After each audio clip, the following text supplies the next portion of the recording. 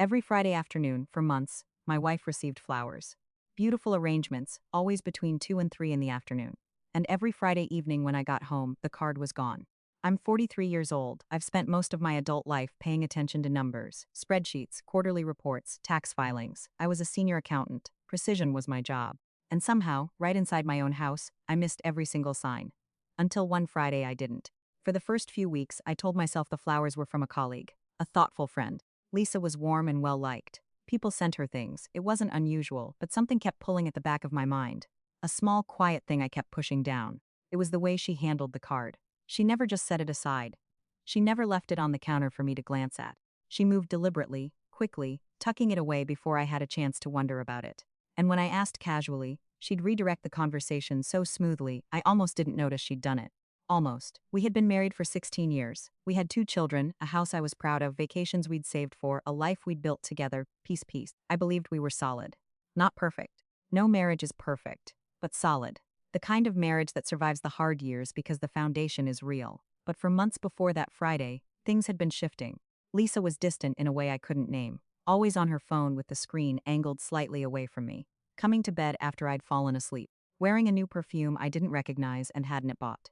When I asked how her day was, I got 3-word answers. When I reached for her hand at dinner, she was already standing up to clear the plates. I told myself it was stress, work pressure, a phase.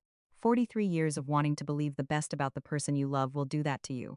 That Friday, I left work early. I didn't call ahead. I parked 2 houses down and I waited. At 2:15, the delivery van pulled up. I watched Lisa open the front door before the driver even reached the porch. She signed for the flowers, and the smile on her face was one I hadn't seen in a long time. Easy, soft, private. The kind of smile that belongs to someone who has something good waiting for them. She went inside. I gave it 5 minutes, then came through the back. The card was still on the kitchen counter. I picked it up and read it. And I stood there in my own kitchen, in the house I'd worked 16 years to keep, and felt the floor go out from under me. Can't stop thinking about last night. Can't wait for tomorrow. Love you more than he ever could. Signed with a single initial.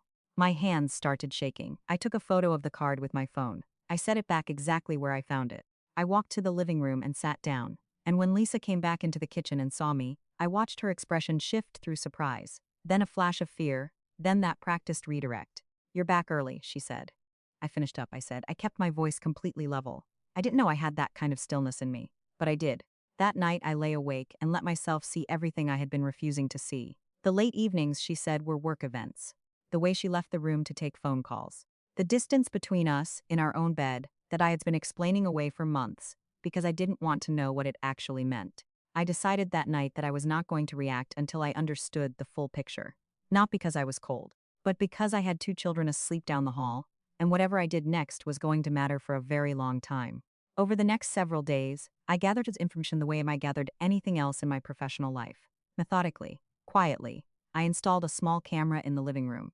I checked her phone when she was asleep. I documented every flower delivery with dates and photographs. I printed the messages I found.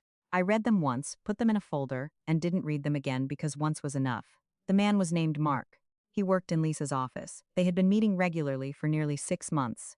The messages made the timeline clear, and they made the nature of the relationship clear. There was nothing ambiguous about any of it. I called a lawyer that week, not to move fast, to understand where I stood. The consultation lasted an hour and a half. I took notes.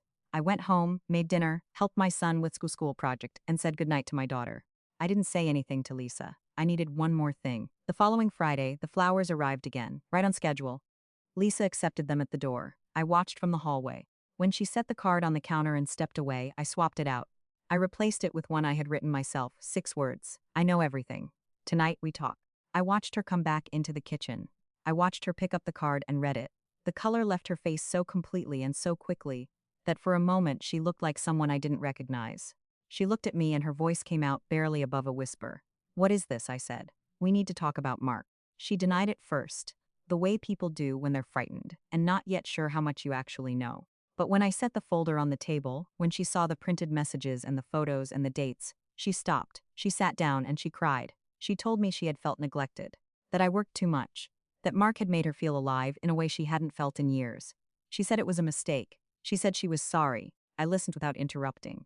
I had decided beforehand that I would let her say everything she needed to say, because I wanted to hear it, and because I didn't want to spend the rest of my life wondering if there was something I hadn't given her the chance to tell me. When she finished, I told her I was filing for divorce and seeking primary custody of our children. The look on her face was something I will carry for a long time. The weeks that followed were some of the hardest of my life. Lisa begged for another chance. She cried every day. She ended contact with Mark immediately, or said she did. She told me it meant nothing, and then told me it was complicated, and then told me she didn't know what it was. I understood she was in pain. I didn't take pleasure in that. But I also knew that trust, once broken in this specific way and to this specific depth, was not something I could rebuild.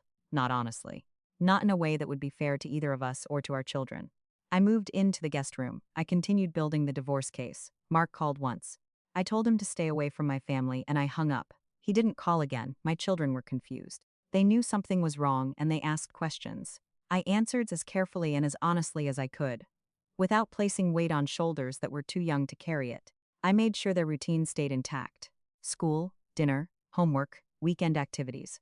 The structure was the most important thing I could give them while everything else was shifting. The divorce process was several months of paperwork and negotiation and difficult conversations with attorneys, and, eventually, with Lisa directly. I wasn't interested in punishing her financially.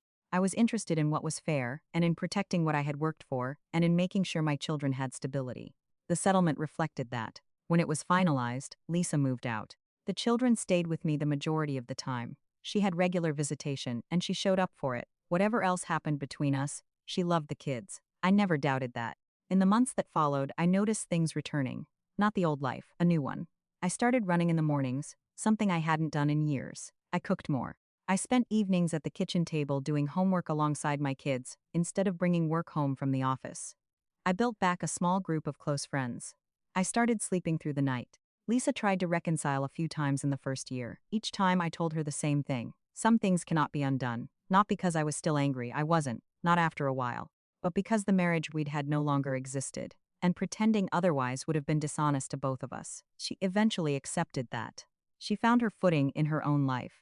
She became more consistent as a mother. We co-parented without animosity. Not warmly, but civilly, professionally, almost. It worked well enough. I thought about M's card sometimes, late at night, in the first year. I thought about what it had felt like to stand in my own kitchen holding it. The specific quality of that silence before I understood what I was reading.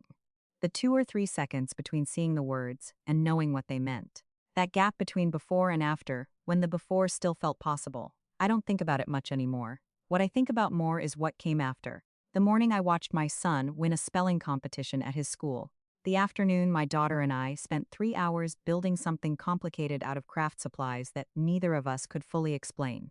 The Sunday morning I made breakfast for all 3 of us and realized that the table felt calm in a way it hadn't in a long time. Maybe in longer than I had let myself notice. At 43, I learned something that I think takes most people longer than it should. Trust your instincts. The quiet, uncomfortable feeling you push down because you don't want it to be true. That feeling is almost always telling you something real. I ignored it for months because I was more afraid of what I might find than I was willing to admit. The cost of that delay was time, and some of that time I won't get back. But I also learned this. How you respond to betrayal is a choice, and that choice says everything about who you are. I chose to be quiet, careful, and clear. I chose to gather the truth before I spoke. I chose to protect my children first. I chose to end what was broken without destroying what remained. I'm proud of those choices even now. Especially now. If you're watching this and something doesn't feel right, trust yourself. You don't need to be certain before you start paying attention. Pay attention first. The certainty will follow. And when it does, face it with as much steadiness as you can find. Not for them, for you. For the people who need you to still be standing when it's over. I'm still standing. And after everything, that's more than enough.